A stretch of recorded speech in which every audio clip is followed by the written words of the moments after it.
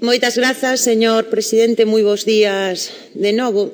Quixera empezar agradecéndolle ao señor conselleiro que hoxe nos honre coa súa presenza neste debate, que efectivamente aborda unha cuestión que para nós é moi importante e que ten a ver coa situación que teñen os nosos aeroportos. Hoxe claramente nun calexón sen saída se non somos capaces de adoptar medidas de calado que lle den futuro e que lle den viabilidade. Parécenos que este é un tema relevante. Os aeroportos galegos son unha infraestructura moi importante, non só desde o punto de vista do servizo público que prestan, é dicir, garantir a mobilidade, sino que os aeroportos son algo máis, son elementos de dinamización económica e no medio desta crise brutal que asola un país que xa padecía unha situación grave como é Galiza do punto de vista da súa situación, non creemos que estemos en condicións de prescindir de ningún elemento que poda axudar a nosa dinamización económica. E partimos desde o Bloque Nacionalista Galego da necesidade de dar este debate fuxindo claramente de localismos, que é unha enfermidade que se repite en demasiadas ocasións en Galiza. Desde logo, o localismo nunca trouxo nada positivo. Falemos do tema do que falemos, a nos impórtanos o aeroporto da Coruña, o aeroporto de Vigo e o aeroporto de Santiago, porque creemos que efectivamente esta é unha realidade que existe no noso país e o que queremos é potenciar e axudar e viabilizar que estes aeroportos sigan en funcionamento.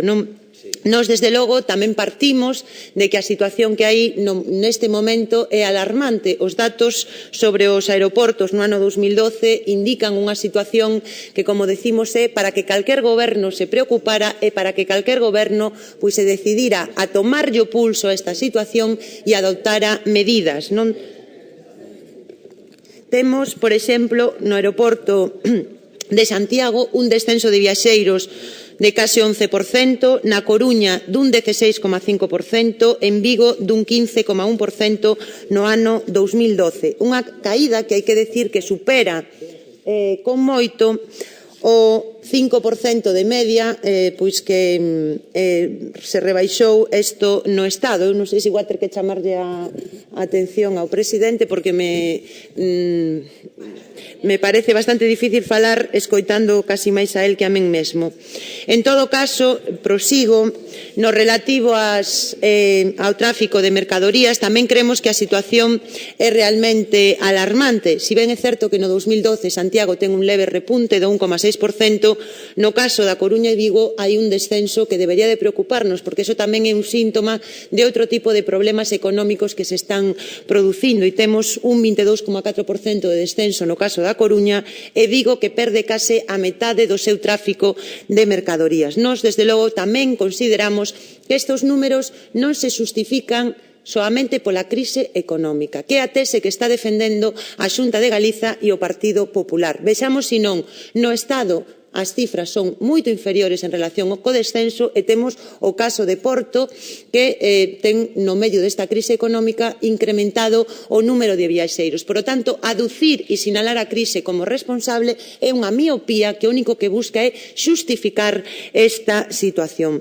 Para o Bloque Nacionalista Galego tamén nos parece que se queremos dar un debate en serio sobre esta cuestión hai que falar de quen ten as competencias en materia do sistema aeroportuario, porque é curioso que en todo debate que se produce sobre os aeroportos resulta que a administración que ten a titularidade e as competencias, que é o Estado, está ausente e parece que non ten ningún tipo de responsabilidade. Nós temos claro que o que pasa en Galiza cos aeroportos é o fracaso dun modelo centralista que condena aos nosos aeroportos a unha situación clara de marxinalidade e que está impedindo que podamos desenvolver as súas potencialidades.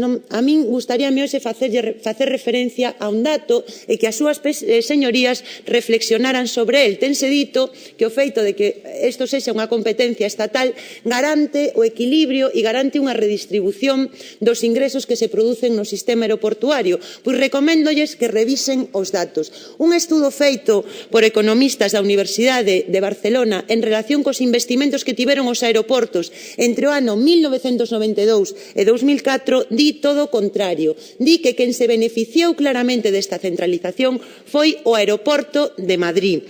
Nada máis e nada menos que este aeroporto exemplo, acumulou o 60% de todas as inversións que se realizaron entre o ano 1992 e 2004, a pesar de que só rexistrou o 22% do tráfico total. E reflexionen tamén en outra cuestión que se sinala neste informe, que os aeroportos, dinos textualmente, os aeroportos ubicados nas rexións menos desenvolvidas no Estado español, entre as que cita a Galiza, foron os que recibiron unha cuota de inversións moito menor que a cuota de tráfico. É dicir, os nosos aeroportos estuveron discriminados históricamente nas inversións que fixo o Estado.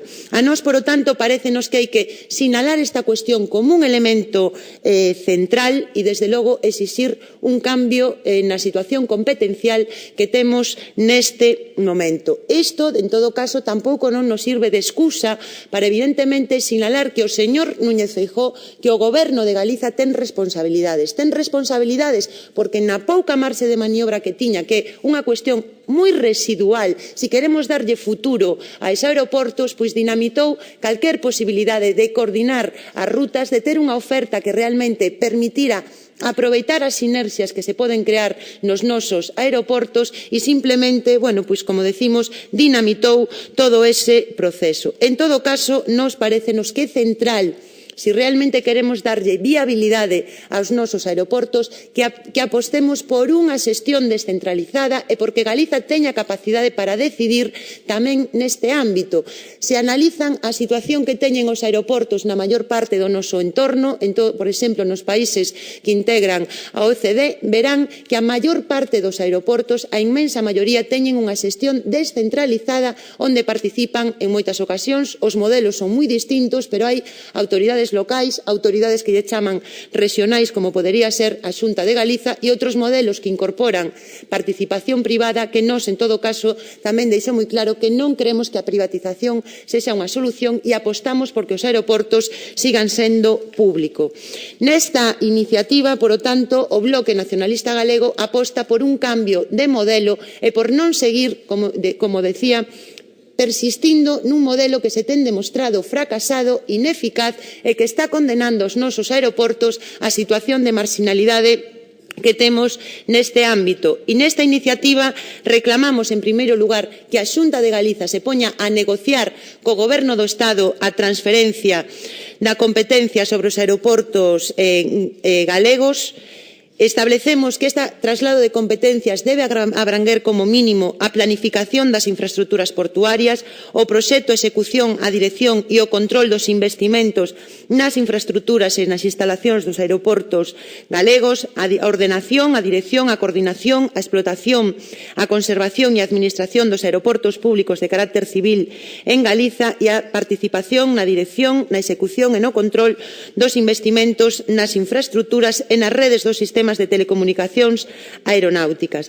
Tamén entendemos que mentras se negocia esta transferencia, pero como elemento clave para poder modificar o papel que temos en relación cos nosos aeroportos, é que evidentemente se debe de retomar a coordinación de todas as administracións no seo do Comité de Rutas para planificar non só o mapa de rutas deste ano, do que xa só quedan 6 meses, senón fundamentalmente do mapa de rutas do ano 2014, que nos parece fundamental. E tamén pensamos que hai outro tipo de medidas de máis alcance que deben de formar parte das prioridades que ten o Goberno galego.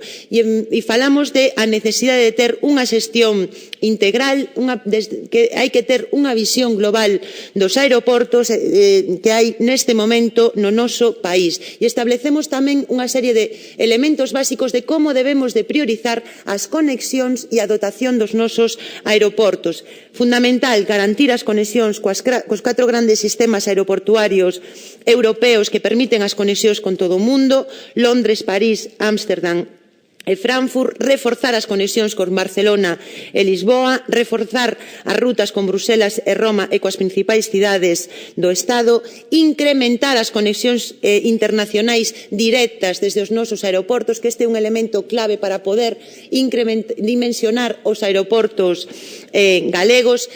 Teremos tamén que hai un ámbito que está moi desatendido, como é todo o que ten a ver co tráfico de mercadorías, e que non hai ningún tipo de estrategia por parte do Goberno nesta materia.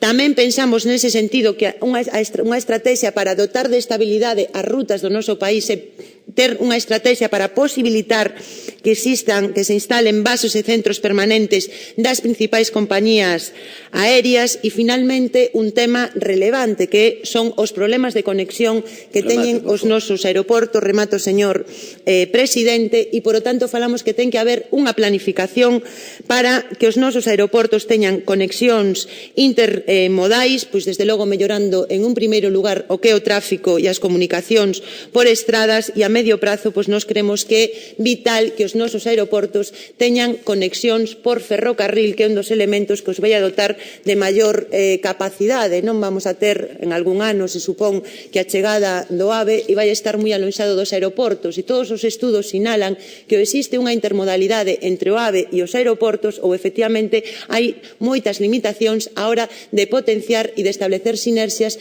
entre estes dous medios de comunicación. Por lo tanto, señorías, nós hoxe plantexamos unha iniciativa que se basa nun principio, e é que Galiza non debe ser espectadora. Galiza debe ter capacidade para poder decidir tamén en materia de xestión aeroportuaria. Algo que, por certo, pasa en toda Europa, esa Europa que para outras cousas vostedes tanto miran. Nada máis e moitas grazas. Gracias, señora Pontón. Grupo Parlamentario